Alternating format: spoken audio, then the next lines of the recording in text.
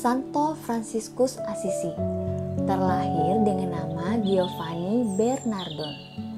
Biasanya dikenal dengan nama Francisco. Nama ini diberikan oleh ayahnya tidak lama setelah ia lahir.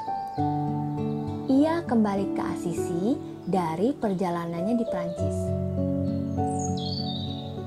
Ayahnya bernama Pietro. Ia adalah seorang pedagang yang sangat kaya. Sedangkan ibunya Pica hanya sedikit yang tahu. Fransiskus memiliki beberapa saudara lainnya. Ia lancar dalam beberapa bahasa, termasuk bahasa Latin.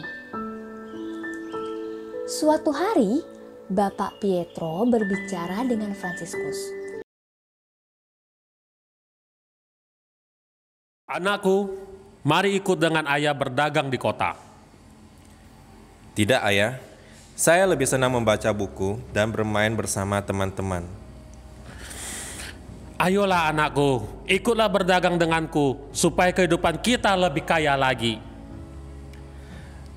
Ayah sudah punya banyak uang dari berdagang. Untuk apa lagi ayah mencari uang? Saya sudah memiliki apa yang saya mau. Ayah ingin kamu tetap mendapatkan pendidikan nomor 1 dan menjadi orang yang lebih kaya. Sudahlah ayah, Giovanni jangan dipaksa lagi. Kasihan dia. Dari kecil sudah banyak mengikuti kemauan ayah. Sudahlah. Jika kamu tidak mau mengikuti nasihat ayah, kamu akan menanggung semua akibatnya, Gio. Kemudian, Bapak Pietro berlalu pergi meninggalkan Fransiskus. Pada suatu hari, Fransiskus bermain dengan teman-temannya yang juga keturunan bangsawan. Ayo ikut kami bermain bersama dan minum di rumahku. Iya Gio, ayo kita makan dan minum sepuasnya di rumah Alfonsa. Baik, kita main di rumahmu ya Alfonsa. Sesampainya di rumah Alfonsa, mereka makan dan minum dengan sepuasnya. Tiba-tiba datanglah 2 orang pengemis dan meminta sedekah kepada Fransiskus. Berilah sedikit uang dan makanan kepada kami. Kami belum makan. Kami lapar, Tuan. Ambillah uang ini dan belikanlah makanan yang enak untuk kalian sekeluarga. Giovanni, mengapa kamu memberikan semua uangmu kepada pengemis itu? Iya, benar. Pengemis itu kan pemalas. Karena aku sedih melihat mereka dan aku merasa hidupku jauh lebih beruntung. Seharusnya kamu simpan saja uangmu. Para pengemis itu tidak berhak mendapatkan uangmu. Iya, benar itu. Mendengar perkataan temannya, Fransiskus pun segera pulang ke rumah. Sesampainya di rumah, Fransiskus bercerita tentang 2 orang pengemis yang datang kepadanya. Fransiskus kemudian dimarahi oleh ayahnya. Kenapa kamu memberikan semua uangmu kepada 2 orang pengemis itu? Biarkan saja mereka kelaparan. Tapi kita kan sudah punya banyak uang dan tidak ada salahnya juga.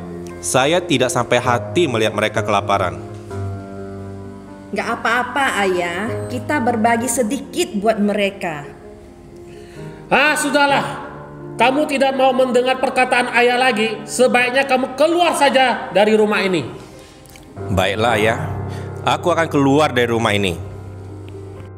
Kemudian, Fransiskus keluar dari rumahnya dan tidak pernah kembali lagi. Fransiskus bergabung dalam peperangan melawan Perugia. Ia ditawan dan menghabiskan 1 tahun di dalam penjara. Dia menghabiskan banyak waktunya untuk menyendiri, kemudian meminta penerangan kepada Tuhan. Pada suatu hari, ia merawat korban kusta yang berada di rumah sakit dekat Assisi. Setelah berziarah ke Roma, ia menjadi pengemis di depan pintu gereja. Kemudian Fransiskus mendapatkan penglihatan di mana dia dapat mendengar suara yang memanggilnya untuk memulihkan gereja. Fransiskus menjual kuda, kemudian sejumlah kain dari toko ayahnya, lalu memberikan hasilnya kepada pastor untuk memperbaiki gereja di dekat Assisi. Mendengar berita ini, ayah Fransiskus menjadi sangat marah.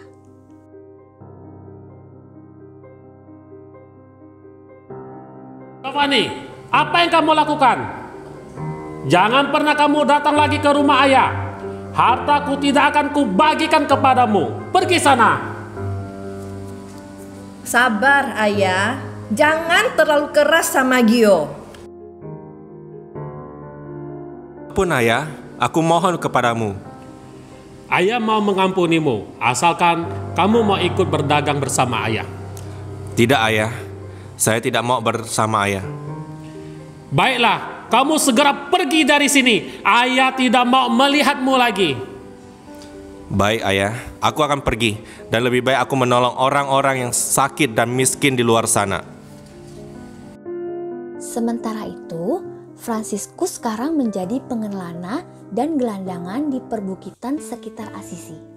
Ia kembali ke kotanya dan menghabiskan 2 tahun untuk memulihkan beberapa gereja yang telah runtuh. Di antaranya adalah Kapel Santa Maria Para Malaikat, yang kemudian menjadi tempat tinggal favorit Fransiskus. Giovanni mendengarkan sebuah khotbah dari Injil Matius bab 10 ayat 9 yang memberikan kesan yang teramat dalam terhadap diri Fransiskus. Dalam khotbah itu, Yesus mengajarkan pengikutnya bahwa mereka harus pergi dan memberitahukan kepada dunia bahwa kerajaan Allah sudah dekat. Dan mereka dilarang membawa uang, tongkat, dan tidak memakai sepatu. Giovanni mengubah namanya menjadi Fransiskus dan memutuskan untuk menyerahkan dirinya seutuhnya kepada kemiskinan kerasulan. Memakai pakaian kasar, bertelanjang kaki, dan mengikuti petunjuk Injil, tanpa tongkat atau bekal, dan dia mulai mengerjakan pertobatan. Seorang teman di kotanya terkenal bernama Bernardo Quintavalle dan bergabung bersamanya. Fransiskus, izinkan aku untuk mengikutimu untuk menolong orang-orang yang miskin.